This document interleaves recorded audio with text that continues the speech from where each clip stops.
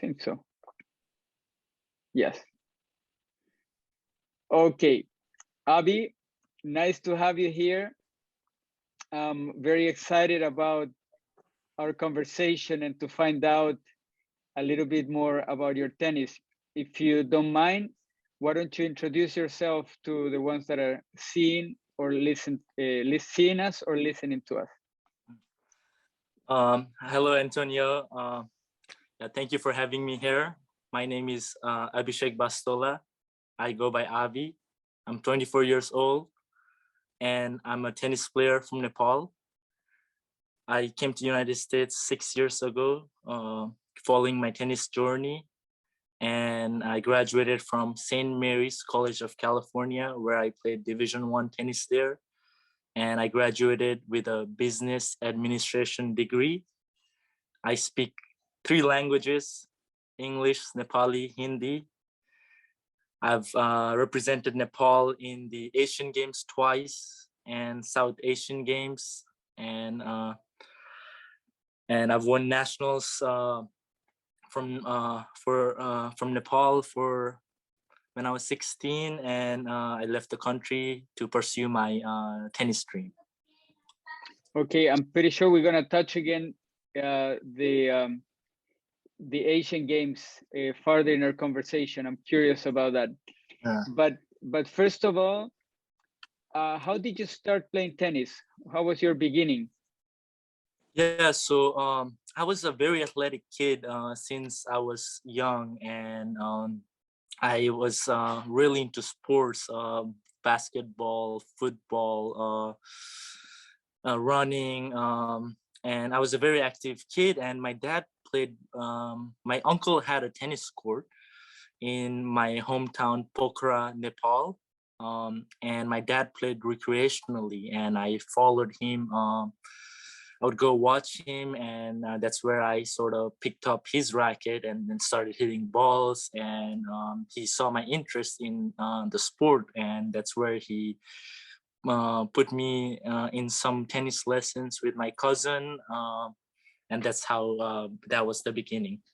And how old were you when that happened? I was 8 or 9 years old when I first picked up a racket. Okay, and is tennis like a popular sport in Nepal, or what are the popular sports in Nepal? There's football, cricket, boxing, judo, running, but tennis is one of the least popular sport in Nepal. Okay, so you pick up a very uncommon activity maybe as a sport for your country. Yes. Okay, good. The tennis was lucky to have you. Tennis Tennis was very lucky to have. but yes, I mean, I was lucky to play this beautiful sport. Privileged to play this beautiful sport. Nice. And you mentioned a little bit your father already, as he was the one that you pick up his racket and you started to play tennis with him. But did they have any other role on your tennis growing up? Your mom or your dad? Were they like the ones that were very engaged with your training, or they would just drive you to the courts and leave you there and you do your own thing with your coach? How was their role? Yeah, so my parents have been very supportive financially, emotionally, throughout this journey. And so since I was young, my goal was when I was young, my goal was to beat my dad, and my dad would beat me when I was a little kid, and that really drove the fire inside me that, oh, I want to beat my dad. I remember we played a set. I practiced with this coach, and I challenged my dad saying, oh, let's play a few sets, and he beat me 0-0, and that was a very aha moment in my life that I just wanted to beat my dad in the beginning. And but in terms of their role, they've been very supportive, especially my mom in my earlier days, she would cook for me. She would watch my practice. She would know what I was going through inside. She would feel me as a mother. So that support I got from my parents, even though tennis is not the popular sport in Nepal, I'm very blessed to have their support until to this day, that they still support this dream and ambition and passion I have for the game. Okay. But for example, you see a lot nowadays, especially in the United States, that parents go with balls of baskets in the court to the court with their kids, and they feed balls and correct and teach. Were your parents engaged on that way or outside of the court? Yeah, they were not engaged at all in that that sort of way, and it's always my interest that drove them to support me in the other aspect, whether it's financially or me giving me that opportunity to play some tournaments elsewhere. But they were not putting any pressure on me in terms of outcomes of the results. Yeah, so you were the motor of your tennis, no? You were driving the bus. Correct. No? Yes. Okay, good. And let's go to your first coach. What was your philosophy or learning style at the beginning with your first coach? Was it very technical oriented or more game oriented, like hit balls and see how it feels, or playing points, or what was it? Do you have any memories? Yeah, so I started in my hometown and with my cousins, and so as far as coaching style in Nepal, there aren't that many coaches, knowledgeable coaches. So I remember I would do a lot of drills with the basket with my cousins, just forehands, backhands, mid-court ball, volleys, and then overhead. And it was there was not much structure. It was just an after school thing, and just hitting balls basically. And then there would be a tournament once or twice a year, and that would be highlights. And I remember in my earlier days that I lacked match play, that I hit pretty good strokes, but I had no idea how to construct point, how to win points. And then after that, later on, I was really focused on playing a lot of matches. And how was that transition for you from playing 2 tournaments a year? Mm-hmm. Then what? Then you play 10 tournaments a year, or you went from 2 to 20? How was that, and how did you feel while doing that transition? Yeah, so in the beginning, earlier when I represent Nepal too, after playing 2 or 3 tournaments a whole year in Nepal and representing Nepal in juniors, I would just be very nervous, and I just didn't have that confidence. I would look at the guys, and I would think everyone is better than me, and I just going competing outside Nepal, I would think everyone is better than me, and later on, I started to figure out that it's not so much about me.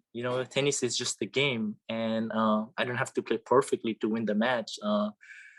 And a lot of the points are won. Are in the error, so I have to keep the ball in play, and then that sort of style became my go-to. Just keeping the ball in play, like moving my feet like crazy, like working hard. So I kind of discovered that and kind of stuck to that. And then later on, started adding more dimension in my game. Okay, great. Interesting. Yeah, that I found that very interesting when you say 2 tournaments, because kids play a lot of tournaments here in already when they're very young. Sometimes, you have 12, 13-year-old kid playing almost every weekend a tournament, no? And you and you had 2. I didn't have many also when I was a kid. Mm-hmm. Back in my hometown in Chile, maybe Mm-hmm. I don't know, 8 tournaments per year. That's Mm-hmm. it, no? And it was a highlight also for me to play a tournament with. Wow. Yeah. But I have to say, that I felt the stress of competition when I started to travel and I had to compete every week at a higher level. It Mm-hmm. was kind of a little bit stressful for me. What did you feel the same? Like wow, this guy's good, the other guy's good, everybody's good. No, in Chile was not like that. Sometimes I had 1, 2, 3 rounds that were a little easier, and then okay, as the tournament got towards the end, it got more difficult. How was it for you that experience? True.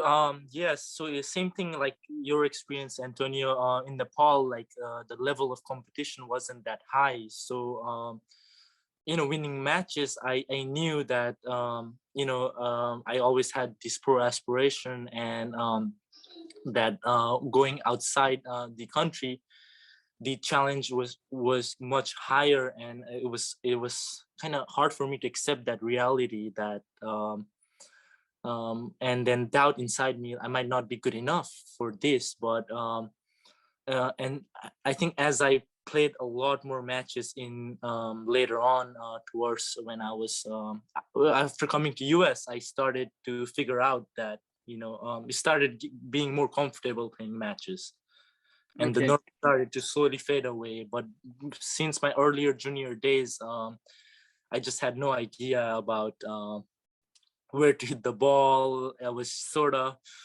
just going into the fight without much knowledge. Nice.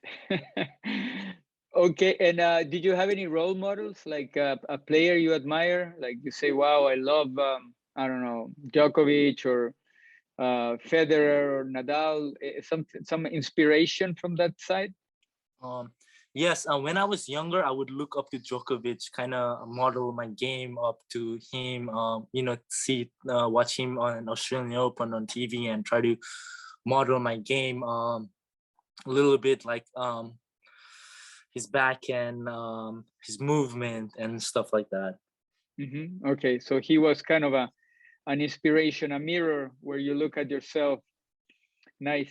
Mhm. Um, in your trajectory from, let's say, between your 8 years or in your time in the States, in college, did you have any moment of insight that you learned something that was very important for you and you say, wow, I hadn't figured this out before and now I understand? Did you have Mhm. any moment like that?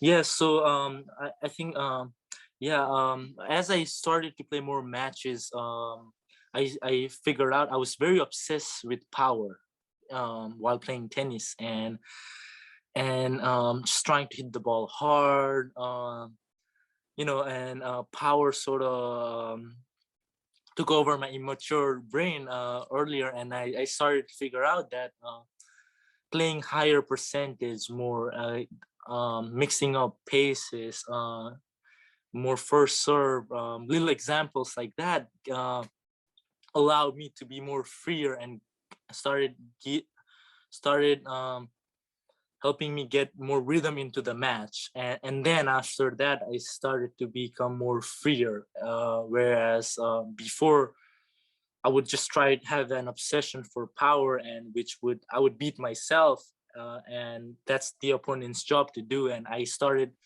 more competing and playing tennis, not beating myself. And that's the aha moment for me, that not beating myself, and that's for the other guy's job to Yeah, do. yeah. So not partner up with your opponent. Yeah, not battling myself. Yeah, let's beat me. Yeah. Okay. Good. Can you tell me a little bit of that experience of the Asian Games? How was that? Yeah. So I was first time I represent. It was in Incheon, Korea, 2014. I was blessed enough to be on the same locker room with Hyun Chung, Dennis Istomin, uh, Nishioka, Yenshin Lu. So for me, that was it was it was like a dream come true. Like just being there, playing, representing my country. I was very young, 15 years old. I played. We played against India and we lost, but just I after I lost my match, I just the sense of pride to represent my country, to be there, really gave me more motivation boost to keep pursuing my dream. Nice. And another thing, for example, when you say Nepal, we from this side of the world, we think immediately about Buddha and Buddhism and philosophy and peace and love. Yeah. Were those cultural values like visible in your sport in tennis there, or are those two separate worlds, tennis and the, I don't know, because I imagine people there being more aware about that cultural aspect. Yeah, definitely Nepal. It's two separate aspects, but tennis is a very small amount of people play tennis or know about tennis in Nepal, whereas Buddha, spirituality or religion is a big part of Nepal. So tennis is, I would say, a very small, they are not related at all. But how do people behave in the court? For example, do they go and cheat as well in juniors?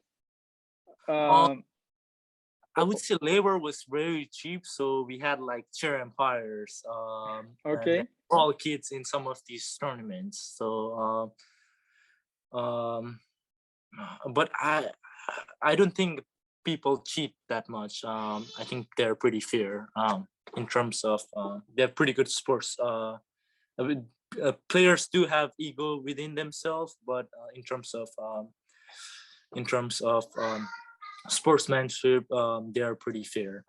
So the cultural Buddhism values like translate a little bit to the world of sport, like the way they compete with each other was like a more fair way. Yes, it was very fair way, competing, respect for each other and respect for elders. This sort of stuff culturally, it's more in a lot of Nepali people. Okay, beautiful. I like that. Another question: what is your biggest challenge right now as a tennis player? Biggest challenge, I would say, the opportunity to travel and play. Since I have a Nepali passport, it makes it very challenging to travel to play tournaments. I have to get visas in advance, a month in advance, to go anywhere. And so that's the challenge apart from tennis. And tennis wise, just wanting to compete, week in, week out, and Yeah, not have yeah, an opportunity yet. yeah. Okay, so you are like a lion in a cage, waiting Yes. to come out. Good. Hopefully. Yeah, hopefully they free up the lion to go to battle. And what is one or two things that make you the most happy about tennis? What brings you joy? Yeah, it's the excitement of the unknown, like what's going to happen. I go to the tournament, I don't know what's going to happen. So that and the challenge of a tennis match, I mean, that brings the happiness, and then the nerves before the match, a night before. So I'm in a different mode if I'm playing a tournament, whereas practicing, every little thing I enjoy, and being in tough environment, that's what makes me happy about tennis. Nice. So you enjoy the challenge of competition, the thrill. Yes, 100%. Beautiful, beautiful. Good mindset there. And do you have any like dreams with tennis? What do you dream about? Just like any other kid who picked up racket, my ultimate dream, I would love to play Grand Slams one day. That what keeps me going, representing Nepal in the Olympics, winning medals for my country in Asian Games, South Asian Games, whatever. and putting Nepal in the tennis map. Those are the things that propels me to pursue this journey. Is there any other? I'm sorry, my lack of knowledge here, but is there any other professional tennis player from Nepal right now on tour, like on the top 300, top 100? No, I would say I'm the only guy from Nepal. You're the only. Come on, you're the only represented. Yeah. Good. One and The one and only. Okay. And do you have learned any life lessons so far through tennis that you say, okay, even the day I stop playing, this is what I take with me and I can teach others? Yes, I mean, there's a lot of life lessons tennis have taught me. Few life lessons are like working hard, making right choices. I wouldn't use the word sacrifice. It's a choice. I made this choice. Problem solving, which is on and off the court. I would carry this even if I stop playing tennis. Having good structure to my day. Not being too impulsive.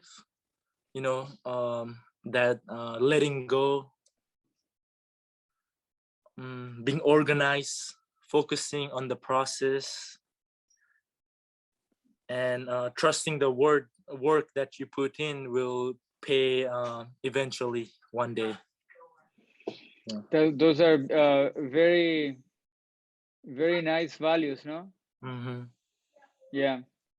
So I'm happy for your awareness there about these values, because I'm pretty sure one day somebody's going to learn from you. And hopefully. Yeah, I'm pretty sure about that. Yeah, and then I can share my insight and knowledge about this journey, and I'm very grateful to have played tennis and have this invaluable experience so far. Another question, Abhi, does, for example, the Nepali press like follow you or do an interview of you so people know that you are here and about your journey and they can learn from your experience, or you're on your own here and nobody knows? I'm on my own, and people who are associated with tennis, some of my dad's friend or my relative knows that I'm pursuing this. But in a way, I'm not. I'm nobody. I'm not where I want to be, and in tennis, as you know, Antonio, if you're not top 100 or top 150, even like there's you're basically no one knows you. You're a very isolating, like lonely sport. So yeah, based on your question, it's no, not many people know back home about yeah, also not the tennis community. Yeah, no one has any interest, or they have other things to worry about that. Yeah. When I was a young player, I met a tennis player from Japan called Shutsu Matsuoka. Okay. And Shutsu was one of the first players from Japan, his generation. And I think he was very important for the country, because after him, he became a pretty good player.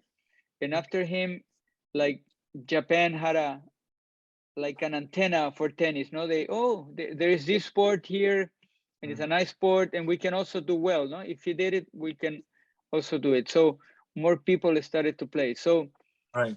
Maybe you can be the motivation also for so many other kids that don't know about tennis and about college tennis and about professional tennis. So that's why I was curious to see if somebody was aware of your steps.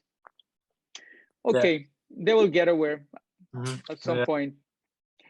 And I have one last question, and it's if you could go back Mhm. and give an advice to the young little Abhi, what would you say to him with your experience now? No, you're 24, you played a Mhm. lot of tennis, and you go back to the Mhm. days when you started to play tennis. So what would you tell him? Um, some saying no to some things and saying yes to other. What I mean by this is um,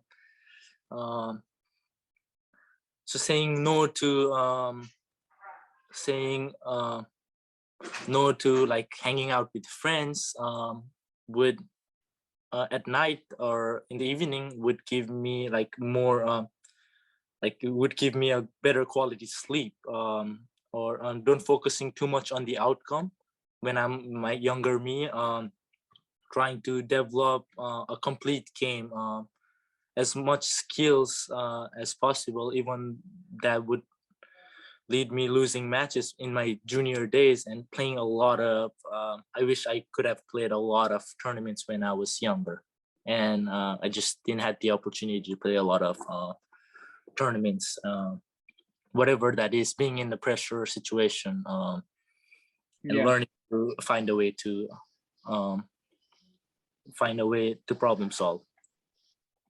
it's great. I love that. It's a I think it's a very nice competitive quality when you say I like the stress of competition, because I think we can see stress on two different ways, no, like something that is exciting for us and we like it, and some people see stress as something negative. No, I don't want to be in that position of competing. And I think as tennis players we have to find the joy on that stressful situation, not that like it. No, we are in the game for that. Yes, it's like Okay. iron sharpens iron, there's Yeah. a quote saying. Yes, yes. They say something about diamonds also. Diamonds are diamonds because of pressure. No, they have to Yes, be submitted to pressure so they can shine as diamonds. true. Okay, so keep enjoying the pressure Mhm. so you become a tennis diamond. Mhm. And yeah, I wanted to thank you so much for talking to me, telling me a little bit of your story. I wish you best of luck for what comes next. And yeah, you have the world in front of you, so many years of tennis still, if things go well. So thank you so much for being here, Abhi, and talking to me. Yeah, thank you, Antonio, for having me and giving me this platform to share a little bit of my story and my insight. Thank you. So I'll see you soon, Abhi. Yeah, see you. Thank you, Antonio.